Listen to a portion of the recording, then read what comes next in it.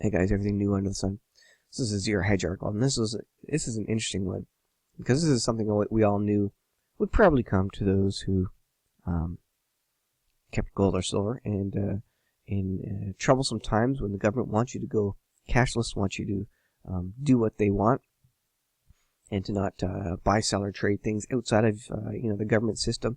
Well, they do things like raiding your house, so that they can take whatever you have in the name of collecting taxes, of course.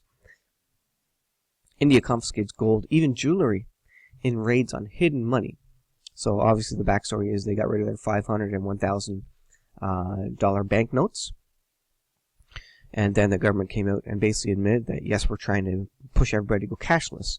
And I've done a couple of videos about that. They're encouraging everybody to start using electronic means for funds transfer in the name of, getting rid of money laundering, getting rid of fraud, being able to track dollars so that they can keep criminals and catch criminals.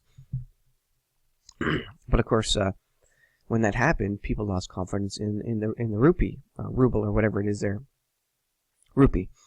And so they started buying gold and silver. And that's what people do when confidence is lost. They go back to a safe haven, gold or silver. But now what they're doing is, in the name of collecting taxes, they're now raiding people's homes to collect gold, jewelry, and other things. Again, in the name of collecting taxes. Global financial repression picks up steam, led by India, and this is moving fast. After declaring large denomination notes illegal, India now targets gold. It's not just gold bars or bullion. The government has raided houses, no questions asked, confiscating jewelry. For background on this article, see the November 27th article, Cash Chaos. Large denominations mean $500 rupee and 1,000 rupee notes, which account for more than 85% of the money supply. They are no longer legal tender. They are worthless, and that was effective immediately. The chaos accompanying the demonetization hasn't eased up noticeably. It seems likely to disrupt the economy, especially in the cash-centric rural India, and will hit growth sharply for at least a few quarters. It's tough to say how long and by how much. It goes on here.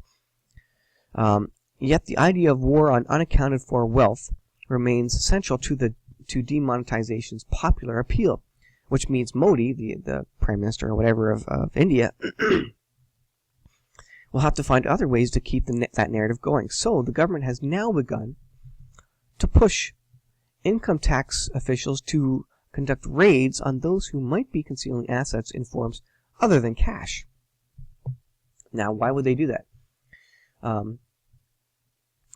It's not going to only be for income tax.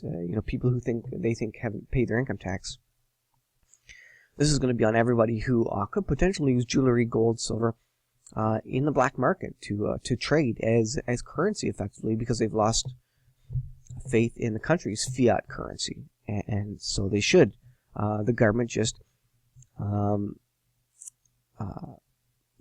flatly made two massive bills, which accounted for 85% of the currency trade, the buying and selling, in India, worthless. And so who wouldn't lose confidence in the rupee?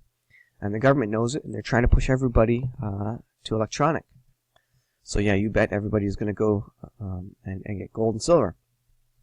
Now, like I say, in the name of tax evasion or collecting taxes, the tax officials now have the permission of the government to go and raid houses for gold, silver, jewelry. There's already enough fear of such raids becoming common, again, that the government felt the need to step in to quell some of the anxieties. Now the government's coming out and saying, well, we are raiding, but this is why. Here's what they say. The government clarified, among other things, the rules governing when tax officials could seize gold.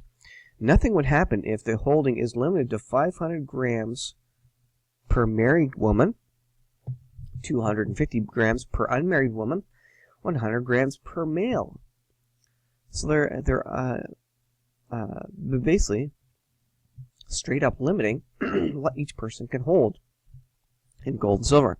It also said there would be no limits on jewelry provided it is acquired from inheritance. How long is that going to last? Everything is a slippery slope. This is going to be a slippery slope. They're going to move this beyond just people who aren't paying taxes and start collecting it from people who are paying taxes, because they don't want this used in the black market. They want people to move to a cashless society. This is happening right now. One final note here. What this means, unfortunately, is that India's income tax officers have just won the lottery. During a raid, they can, on spot, decide whether or not to confiscate a family's gold holdings. And remember, India has an enormous amount of gold, 20,000 metric tons, much of it inherited. The rules governing simple searches are different, but few know that. Rather than cleaning up the tax administration, the government has handed the tax officials more power than they've had for decades. The rich will pay what they need to escape harassment. The rest will suffer. So you can see the multiple layers of reasoning here for collecting the gold. The point is, the government doesn't want people getting outside of their fiat currency. They don't want people moving to another economy. They want people to continue to use the fiat currency system.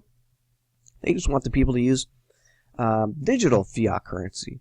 They don't want people moving to the bartering. They don't want people moving to gold and silver, because they would quickly go to it because they have a lot of gold and silver. The government knows that, so they're getting ahead of it by confiscating it first. This is coming to all countries. This is what's going to happen when the world economy collapses, and so collecting it from. Interesting that it's starting in a country where gold and silver are highly prized and a lot of people have it, versus Western countries where a relative few have it. So if we went digital in North America, well, they wouldn't worry so much. Not that many people are actually stacking silver, so there wouldn't be that much to get into the black market. Whereas in India, it's a fairly common thing. There's a lot of gold and silver there, so they could move fairly easily from a fiat currency back to gold and silver the way it was, literally for thousands of years. And so it kind of makes sense that they're starting to do it in India, even though there's no real economic trouble there, to get them on the same playing field with the amount of gold and silver they're holding as the rest of the world. Then they can collapse the economy, and then they can force a digital currency and not have to worry about gold and silver coming out of the basements of people or whatever and getting into the black market. And so fulfills the biblical prophecy that no man can buy or sell save he that has the mark of the beast, some electronic or otherwise digital signature or whatever. And everybody's going to be forced to be in the system because they will have no other way to buy or sell. They won't have gold or silver because it will have been confiscated, like is shown in this article. Biblical times are upon us, guys. Amazing. Thanks for watching. We'll see you in the next video.